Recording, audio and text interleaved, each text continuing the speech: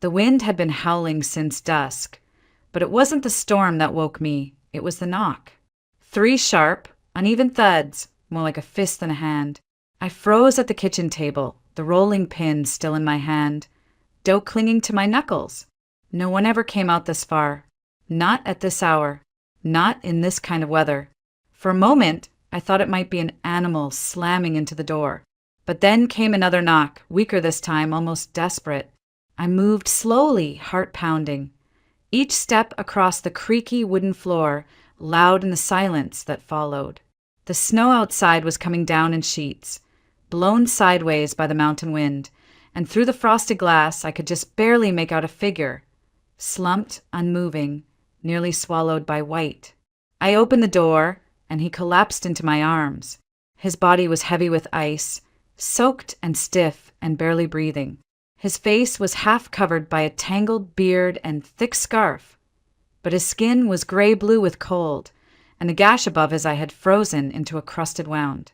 I dragged him inside with effort I hadn't known I still had, laid him near the fireplace, and stoked the flames higher. The light danced over his features, hollow cheeks, cracked lips, deep scars along the left side of his face, like claw marks or maybe something worse. I didn't ask who he was. Not yet. First came water, then blankets, then silence, as the storm held around the cabin like a beast at the door. He didn't speak, just stared, dazed, shivering despite the warmth. When I finally offered him a cup of hot tea, his hands trembled too hard to hold it, so I held the cup for him. He drank slowly, then whispered, "Thank you." And I noticed something strange. His voice, hoarse as it was, felt familiar, like the echo of a song I'd once known by heart but forgotten long ago. It wasn't until I reached for his wrist, checking for a pulse, that I saw it. A small, dark birthmark just below the crease of his hand, maple leaf shaped, sharp edges, distinct, impossible to mistake. My own fingers flinched. I stared at the mark, then at his face again, my heart suddenly in my throat. The last time I'd seen that birthmark was 20 years ago, on the hand that used to tuck me into bed. I rose quickly, trying to collect my thoughts, to make sense of the impossible. But my knees went weak, and I sat down hard on the floor beside him. He watched me with eyes still glassy from cold, and slowly, so slowly, his brow furrowed. "You have it too," he said hoarsely. "The mark." I didn't answer. I couldn't. He reached forward, barely lifting his hand, and gently took my wrist, pushed back the sleeve of my sweater, and there it was, the twin to his. He looked at me then, really looked, and something broke in his expression. He opened his mouth, but no words came out, just a trembling breath and a single name. "Tessa!" I didn't remember standing up. I didn't remember running for the bathroom, locking the door behind me, sinking to the cold tile floor as my hands trembled against my mouth. I didn't even cry. Not yet, because somewhere deep in my chest, a dam had cracked, and the water was still rising. Outside, the storm raged on. But inside, something colder had just been thawed. A name I hadn't heard in 2 decades. Spoken by the last voice I ever expected to hear again. My father had found me. I used to believe that starting over meant a clean slate, a new apartment, a paycheck, a window with real sunlight. After aging out of the system, I'd worked hard, never missed a shift, and when the county finally approved my housing application, I thought maybe that was it. My new beginning. A 1-bedroom apartment on the 5th floor of a faded brick building in Missoula. It wasn't much, but it had a lock I owned, a small kitchenette, and a window that overlooked a maple tree that turned gold every October. I bought a ficus at a garage sale, sewed my own curtains, cooked cheap meals with care. That place, small and peeling, became mine. And then I met Nancy Holloway. It was during Sunday service.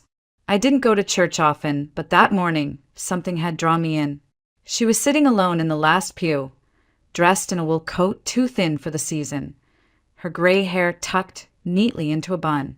She smiled when I sat beside her, gentle and warm. We exchanged pleasantries, and by the time we walked out together into the parking lot, she was wiping a tear from her eye. Her son, she said, had been laid off. They were staying with a distant cousin who was sick and yelling through the night. No rest for him. Poor boy, she sighed. He works so hard, but it's never enough these days. I remember pausing, feeling that pull inside my chest, that old orphan's reflex to give, to fix. Maybe that's what they saw in me. Why don't you stay with me? I said before I could think better of it, just for a little while, until you sort things out. Her eyes widened. She gripped my hands with both of hers. God bless you, she whispered. They moved in that evening. At first, it was fine. Nancy brought crocheted doilies, placed them around the living room like she was giving the place a soul. She baked cornbread, told stories about teaching third grade back in her hometown. Derek, her son, was quiet at first. Tall, broad shoulders, hands like a mechanic. I thought they were good people who'd fallen on hard times. I thought I was doing the right thing. But slowly the shift came. Derek began coming home late, smelling of whiskey. Then came the comments, slurred, slick. Pretty little nurse like you living all alone, he'd grin. Not safe in this world. He said it like a joke, but his eyes never smiled. One night, I caught him standing in the doorway of my bedroom, just standing there, swaying slightly in the dark. When I asked him what he was doing, he laughed and said, "Thought I heard something." Nancy brushed it off. "Men get jumpy when they're under stress," she said. "Give him grace." I started locking my bedroom door, but that didn't stop the rest. Nancy began inviting Derek's friends over. Men with inked knuckles and eyes like glass. They drank in the kitchen, played cards till dawn. One of them passed out in the hallway, blocking my way to the bathroom. When I brought it up, Nancy only sighed. "Tessa, sweetheart, you used to be so generous. What's happened to your heart?" The guilt twisted deep. I didn't want to be unkind. I didn't want to be like the foster homes that had turned me away for less. But one night, Derek cornered me in the hallway. He reeked of beer and stale cigarettes, slurred something about making it work. And when I tried to push past him, he grabbed my arm, tight, fingers digging in like claws. "Come on, girl. You owe us something, don't you?" I managed to twist free, locked myself in my room, shaking as he muttered threats outside the door for hours. The next morning, Nancy acted like nothing had happened. "Boys will be boys," she chirped, flipping pancakes. "You just need to learn to get along." That was when I knew. I wasn't a guest anymore. I was a prisoner, and I had no idea how to get out. I waited weeks for things to get better. Hoped, stupidly, that it was all just a bad phase, that maybe if I smiled more, kept quiet, paid the bills on time, they'd go. But they didn't. They stayed. They multiplied. Derek brought in more of his friends. Strangers who slept on the floor, tracked mud into the kitchen, shouted at the TV at 3 a.m. I was down to locking everything, my bedroom, the fridge, even my purse. My apartment smelled like sweat and cigarette smoke, like something spoiled beneath the wallpaper. I could barely recognize it anymore. When I finally confronted Nancy, when I told her this wasn't what we'd agreed on, that I needed them to start looking for their own place, she just blinked at me. Then her mouth curved into a slow, patronizing smile. "Oh, Tessa," she said sweetly, "you really think this is still yours?" Her words landed like ice. That evening, I came home from my shift and found Derek waiting. He wasn't drunk. That was the worst part. He was stone sober, clean shirt, calm voice. The apartment was quiet, and for a moment I thought maybe this was the moment they finally heard me. Instead, he stepped forward, fast and silent, and shoved me against the hallway wall. His hand wrapped around my throat. My feet left the ground for a second. I couldn't breathe. I couldn't think. "You want to kick us out?" he whispered. "After all we've done for you?" I clawed at his wrist, panic flaring in every limb, but he was too strong. His eyes were empty. No rage, no heat, just vacancy, like he wasn't even there. And then, as quickly as it started, he let go. I dropped to the floor, coughing, blinking through tears. He knelt beside me. "You're gonna stay quiet," he said, brushing a strand of hair from my face with mock tenderness. "You're gonna go to work, come home, and keep this place running. No police. No fuss. Understand?" I didn't answer. I couldn't. "That's better," he muttered, standing and walking away like nothing happened. I stayed there on the floor for a long time, feeling my heartbeat in my throat. From that day on, I moved through my own life like a ghost. The apartment was theirs now. They'd taken my keys, my bank card, even my silence. And I let them, because I didn't see another way. Except the hospital, the only place they didn't follow me. I started staying longer after my shifts, volunteering for extra hours just to be anywhere else. I lost myself in the rhythm of care, med charts, pill trays, the soft click of rubber soles on tile floors. It was the only space that still felt real. That's where I met her, Catherine O'Hara. Room 312. Admitted with a minor heart attack and an air of unshakable dignity. She had silver hair pulled into a tidy bun and eyes that missed nothing. She called me dear, but there was steel in her tone. The first time I checked her vitals, she looked at me and said, "You walk like someone afraid of being watched." I froze. She smiled gently. "Don't worry. I've walked that way too." We spoke in snatches between doses and tests and the background hum of machines. She asked nothing directly, but every glance felt like a question. I found myself lingering longer in her room, grateful for her calm. She reminded me of something I hadn't known I missed, the kind of woman who held everything together without ever needing to raise her voice. One afternoon, as I was changing her for, she said, "I have a cabin in the mountains. My family doesn't use it anymore. Just sits there empty. Needs someone to breathe life back into it." I didn't understand. "Come live there," she said simply. "You need a place. I need someone to keep it warm." I stared at her, stunned. "I'm not offering charity," she added. "I'm offering shelter. That's different." Something in me cracked. I wanted to say no. I wanted to believe I still had pride, a plan. But the truth was, I had nowhere else to go. And for the first time in months, I felt a flicker of something dangerously close to hope. I didn't leave right away. I couldn't. There were details, small, invisible threads I needed to sever before I could slip free. I began packing slowly in secret. One family photo, my nursing license, a notebook with pressed leaves I'd collected as a kid. I wrapped them in scrubs and hid them inside a drawstring laundry bag. Every shift at the hospital, I brought something out, a piece of me, stashed in a locker, entrusted to the shadows. I never took too much at once, just enough to matter. Catherine was discharged 2 weeks later. Her son drove up from Bozeman to pick her up in an old Chevy that smelled like pine and pipe smoke. He looked like a man who worked with his hands and didn't speak unless he had to. I met them outside the staff exit, just after sunset, my canvas bag pressed to my chest like a life raft. No godbis, no notes, no forwarding address. The city peeled away behind us, streetlights fading like dying fireflies. As we climbed into the mountains, the world grew quiet, blanketed by snow and evergreens. The road wound higher, narrower. My phone lost signal somewhere past the second hairpin turn. I didn't mind. It felt like shedding skin. We arrived at the cabin well past midnight. It wasn't much, a single-story log structure with smoke-blackened eaves and shuttered windows. But it stood solid, framed by tall pines and moonlight.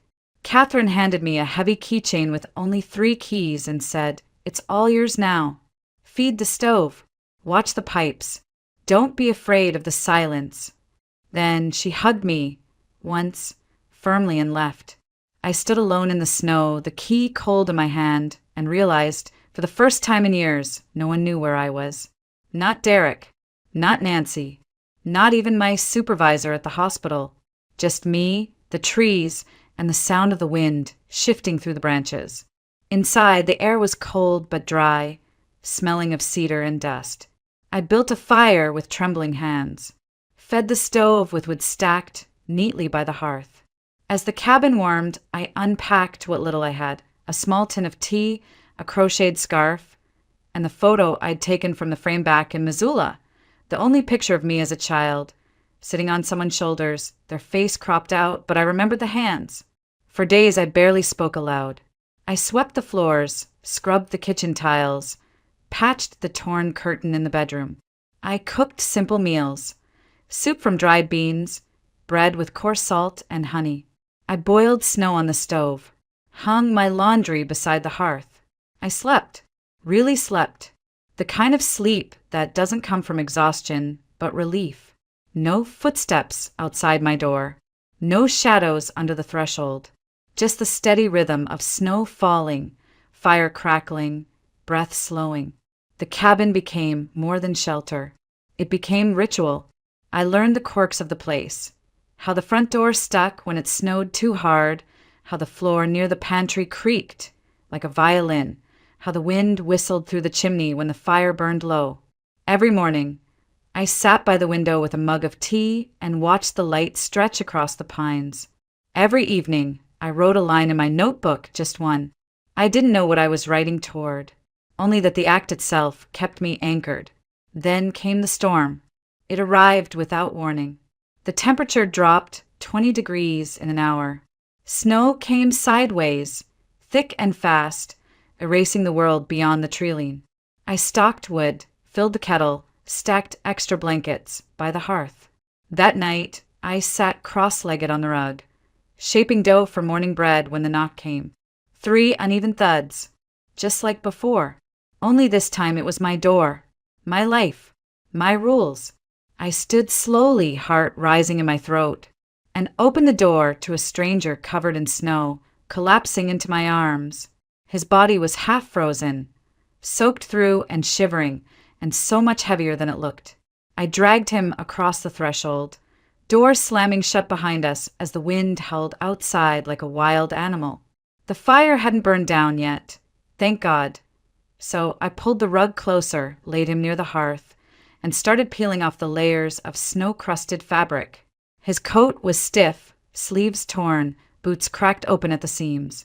Underneath, he wore a flannel shirt threadbare at the elbows and pants held together with safety pins. His fingers were raw, frostbitten maybe. I moved on instinct. Years of nursing had trained my hands, even when my mind couldn't catch up. Hot towels, wool blankets, a kettle whistling behind me.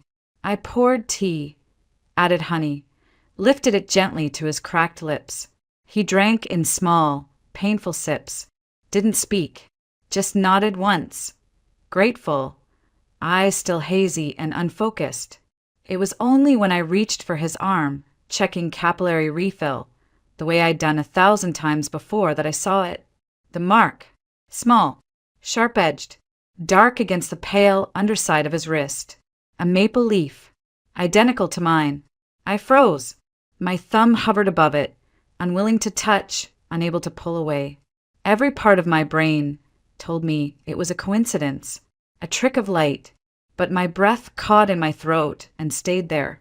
I turned my own wrist over slowly, like in a dream, rolled back the sleeve. There it was, side by side, the same mark. He stirred then, blinking sluggishly, his eyes struggling to focus on my face. A long pause, then his brow furrowed, not in confusion, but recognition, like he was seeing a ghost. "You have it too," he rasped. His voice was low, cracked at the edges, but something in the tone vibrated inside my bones. I didn't answer. I couldn't. He reached out with effort, fingers trembling as he touched my wrist, right where the birthmark bloomed. "My daughter had this," he said softly. "My little girl, she had the same one." My heart felt like it was no longer part of my body, floating, weightless, then crashing down all at once. I wanted to pull away, scream, run, do anything but sit there and feel the room tilt around me. "What's your name?" I whispered. He swallowed. "Thomas," he said. "Thomas Ward." The room fell silent. Outside, the storm beat against the windows. Inside, the fire popped softly. Somewhere far off, A branch cracked beneath the weight of snow. And in the center of it all, my name broke through his lips again, this time with certainty. Tessa! Everything else vanished. I rose to my feet too fast, knocking over the tin cup. Tea spilled across the rug, but I didn't care. I backed away, one hand pressed to my chest like I was holding in my heart. This couldn't be real. It had been 20 years since I'd seen my father. 20 years since my mother took me and disappeared in the night. He'd never come, never called. I'd grown up believing he was dead, or worse, that he didn't want to be found. And now he was here in my cabin, in a blizzard, whispering my name like it had been folded under his tongue for decades. I couldn't breathe, couldn't think. I stumbled toward the bathroom, locked the door, sank to the floor. I wrapped my arms around my knees and sat there, not moving, not crying, just listening to the storm and the quiet heartbeat that still echoed in my ears. I didn't know what to do. I didn't know if I could believe it. But somehow, somewhere deep inside, a voice whispered, "What if it's true?" I must have fallen asleep on the bathroom floor, because when I opened my eyes again, the fire had burned low and the cabin smelled like cedar ash and melted snow. My neck ached from the angle I'd curled into, and the tiles beneath me were cold against my cheek. For a moment, I forgot where I was, until I heard the soft scrape of movement in the other room. I stood, slowly, cautiously, opened the door just a crack. He was still there, lying on the couch, tucked under the quilt I'd sewn from old flannel shirts. His breathing was slow but steady and his eyes were closed. On the floor beside him was a small wooden bear. I hadn't put it there. I picked it up. It was rough-hewn simple, standing upright on two legs. Its paws were carved in mid-motion, and the back was sanded smooth but not finished. It looked like something a man might make with idle hands, long nights, and too much silence. And yet, I knew this bear. I'd had one just like it as a child. I remembered its feel in my palm, the way I used to press its tiny ears against my lips when I was scared. I'd lost it during one of our many moves, maybe in a foster home, maybe at the bottom of a box that never got unpacked. "Do you remember that?" His voice croaked from the couch. I turned. He was watching me now, eyes glassy but clear. "I carved it for you," he said. "Back when you were 7. You called him Buttons, even though he didn't have any." I held the bear tighter, the edges of it digging into my palm. "I remember," I whispered. He nodded, like something inside him settled. "I kept it with me," he murmured. "All these years. It was the only thing I had left of you. I wanted to say something, anything, but all that came out was a tremor in my breath. I searched for you," he said, "after your mother left. She didn't say where. No note. No call. I thought maybe she'd gone to her sister's or taken you upstate. I filed reports. Hired someone. No one found anything." He sat up slowly, gripping the edge of the couch for support. Then, 3 years later, someone told me there had been a fire at a boarding house in Kirov. A child and a woman had died. They thought it might have been you two. The ages matched. The timing. I made myself believe it. His voice cracked. I couldn't keep looking. I couldn't keep hoping. I stared at him, at the man with my birthmark, my bear, my name still soft in his mouth. "We weren't in Kirov," I said quietly. "We were in Vologda. She worked at a small shop. Got sick fast. Cancer. By the time she told me she was dying, it was too late. She never said a word about you." He closed his eyes like the weight of that sentence was too much. "After she died, the state took me in. I asked them to find you. They said they tried, but there was nothing left." We sat in silence, both of us watching the fire struggle to reignite. "I thought you forgot me," I said finally. "I never did," he whispered. Something inside me cracked. I walked to the kitchen, hand shaking, and poured 2 mugs of hot water over dried herbs, set one in front of him, sat down across from him. Neither of us touched the tea. He reached into his coat pocket, pulled out a folded, weathered photo, slid it across the table. It was me, 10 years old, 2 pigtails, a checkered dress, and a smile full of missing teeth. I sat on someone's shoulders, his shoulders. Behind us stood a Christmas tree lit with colored bulbs, crooked and warm. I used to keep this in my toolbox, he said. Looked at it whenever the world got too loud. I swallowed the lump in my throat. There were so many times I needed you, I whispered, and you weren't there. I know, he said, and I'll never stop being sorry for that. But there was no anger in me anymore, just grief, old and soft and aching. Maybe that was the beginning of forgiveness. We didn't speak much after that night. The silence between us wasn't cold, but cautious, like walking on a frozen lake, not sure how deep the cracks ran. We moved carefully around each other. I mended one of his shirts. He res-tacked the woodpile. There was comfort in those small tasks, rituals almost, but I knew something weighed on him. I could feel it in the way he watched the windows, or how his shoulders stiffened at every gust of wind. On the third morning, I found him outside, staring into the treeline. He hadn't shaved. His scarf hung loose around his neck, and the air turned his breath into clouds. "They'll come looking for me," he said without turning. "Who?" I asked. He hesitated, then ran a hand through his beard. "People who don't forgive mistakes." I waited. He finally spoke, slowly, carefully, like each word cost him something. "About a month ago, I found something I wasn't supposed to find. Buried under an old cedar tree outside of Ironside. Thought it was just junk metal at first. A weathered tin case with rusted edges. Inside were documents, cash names, lots of names."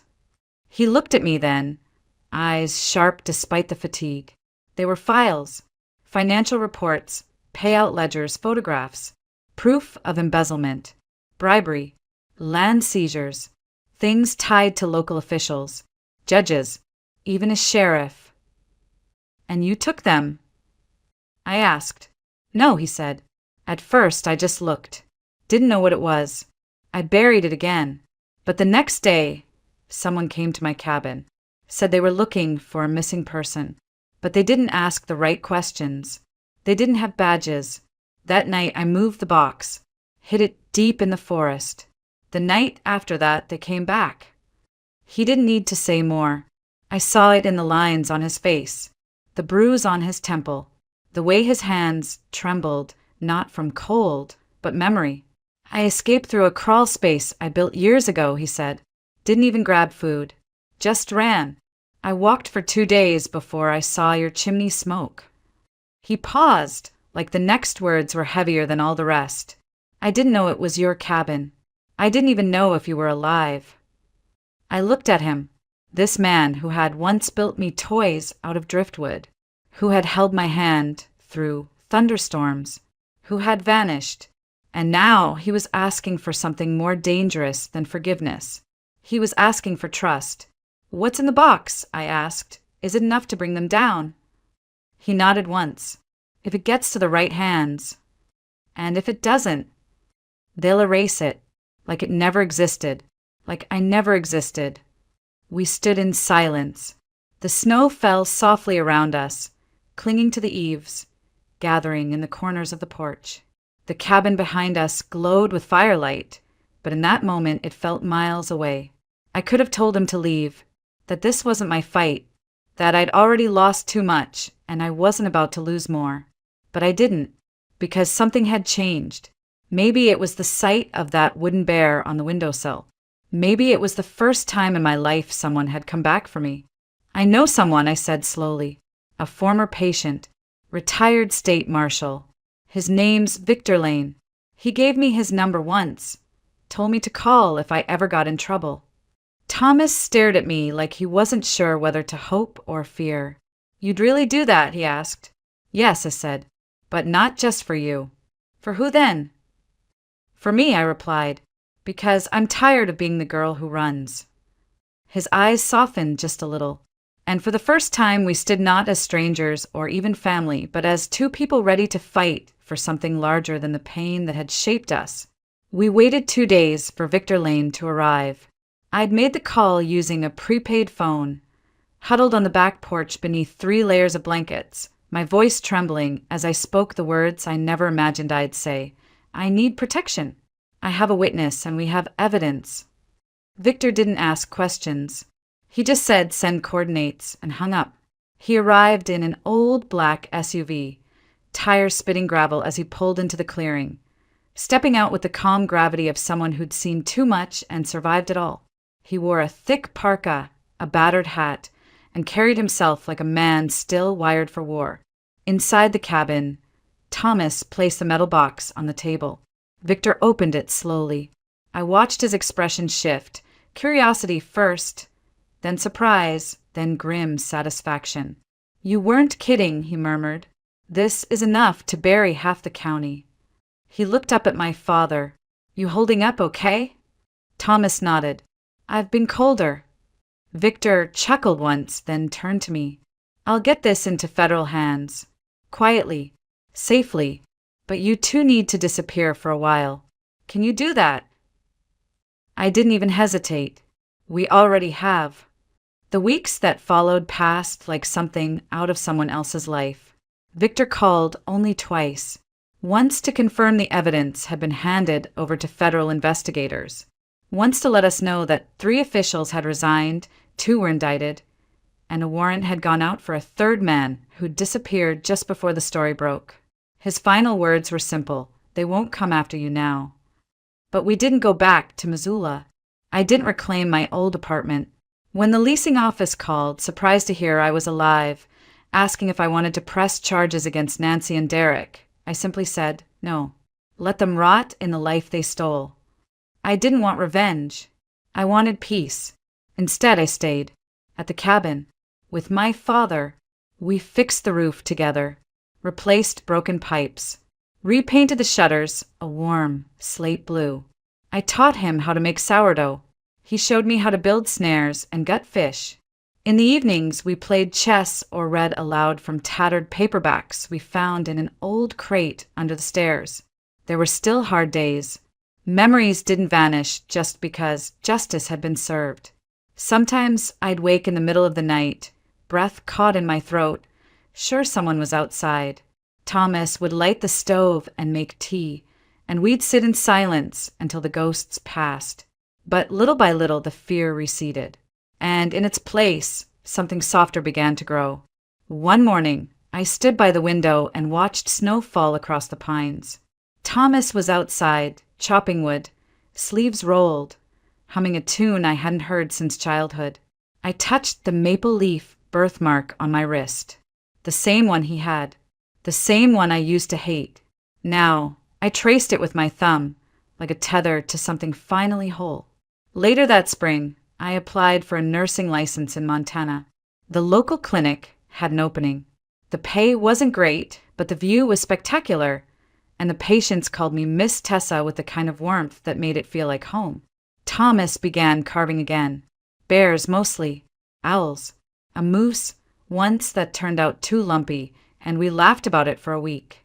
He sold them at the farmer's market down in Helena, where people loved the idea of wilderness art made by an old hermit with kind eyes. And sometimes, just sometimes, we told people the truth, that we were father and daughter, that we'd lost each other once a long time ago and somehow found our way back, in the middle of a snowstorm, at the edge of the world, with nothing left but a fire and a name spoken like a prayer. Tessa. He still says it like that, like he's surprised I'm real. And every time he does, I smile, because I am.